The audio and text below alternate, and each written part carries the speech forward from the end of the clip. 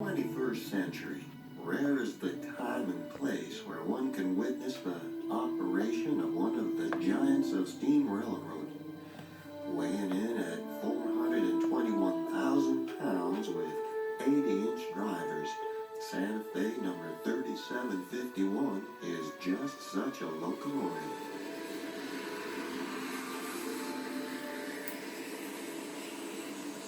But to have two large passenger locomotives under steam in one place, now that is a real cause for celebration.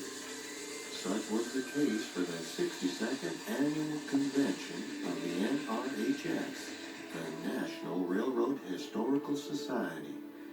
Williams, Arizona, and the Grand Canyon Railway hosted the gathering in grand style. Williams has witnessed a rich history of American railroading as before its Wild West boardwalks since the late 1800s. Originally built by the Santa Fe, a branch line cuts across the high desert landscape to the very rim of the Grand Canyon. The line was completed in 1901 with excursions in mind, although it also serviced cattle ranching, lumber, and mining interests. Since the line's restoration in 1989, a lot of historic rail equipment has passed over these rails, both steam and diesel.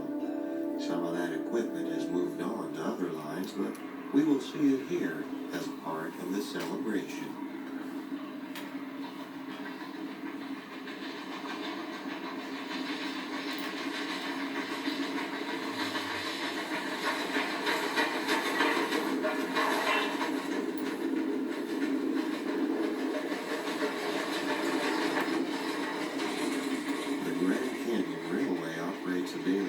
Up to the canyon. The operation is run to exacting standards that rival any mainline railroad. With round trips of over 128 miles, this is a rail excursion that honors their Santa Fe heritage. In fact, with the completion of the line in 1901, it was the Santa Fe Railway that helped promote the Grand Canyon into becoming a national park. And for more than half a century, they proudly referred to themselves as the Grand Canyon Line. The south rim of Grand Canyon is open to visitors the year around, and the Santa Fe Railroad, the only railroad entering Grand Canyon National Park, provides Pullman service every day of the year, direct to the south rim. Here is a bird's eye view showing how near the railroad tracks approach the very rim of the canyon. At the bottom of the picture, note the Santa Fe train headed for the station. When you step down at the Grand Canyon Depot, you are in the very heart of all activities on the south rim. For actually, within the drive of a golf ball from the station are the hotel, the lodge, and cabin, the start of the motor drive and saddle trips, the headquarters of the National Park Service, and the rim of the canyon itself.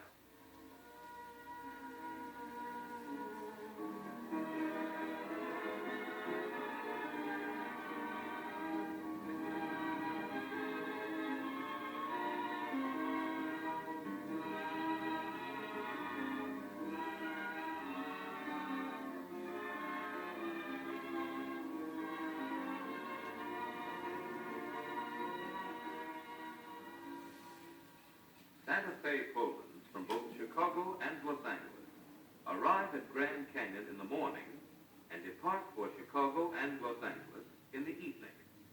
This enables you to enjoy a full day at the canyon on your trip either to or from California.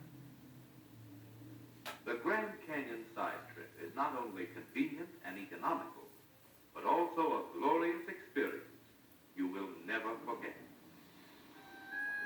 3751 traveled from her home in Los Angeles to Williams on the same track she traveled during her heyday with the Santa Fe.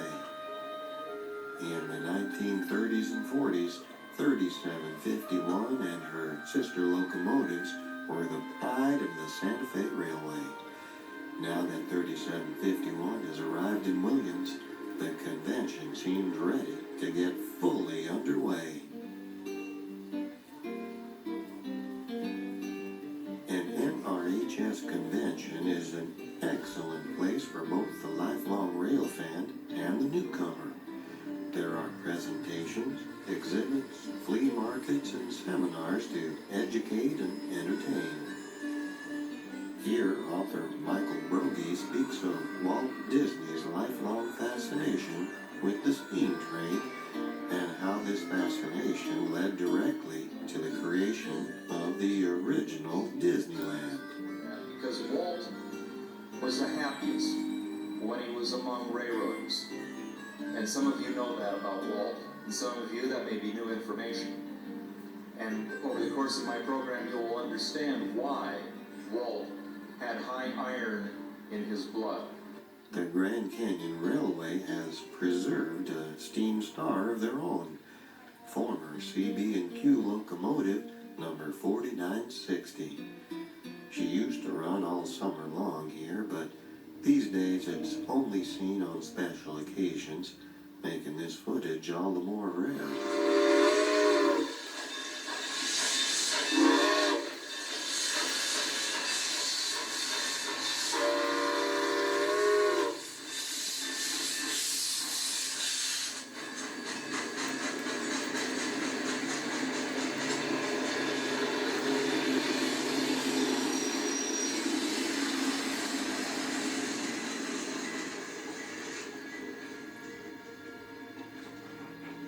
Normally, the shops and rail yards are strictly off limits to the public, but for this event, open house tours gave everyone a rare inside look. The Grand Canyon Railway shop is fully equipped with overhead cranes, lathes, and drop tables. Everything one could hope for to restore and maintain railroad equipment.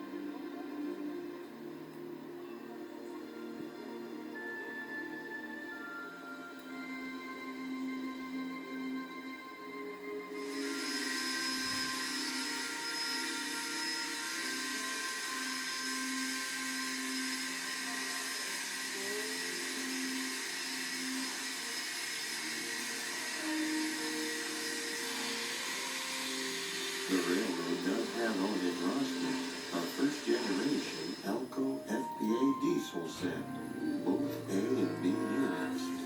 This is the only complete set in the whole country.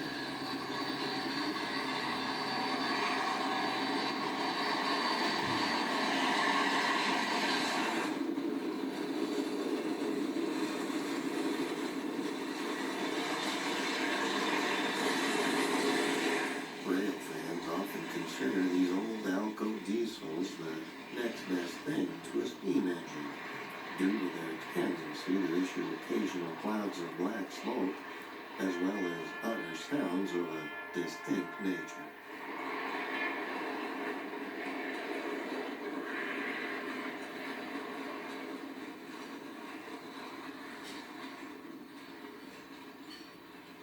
A quick scan of the yards reveals additional Alco diesel acquisitions from Canada.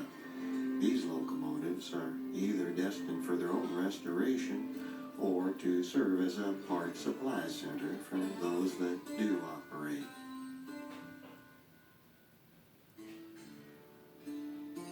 Also present at the shop was locomotive number 29.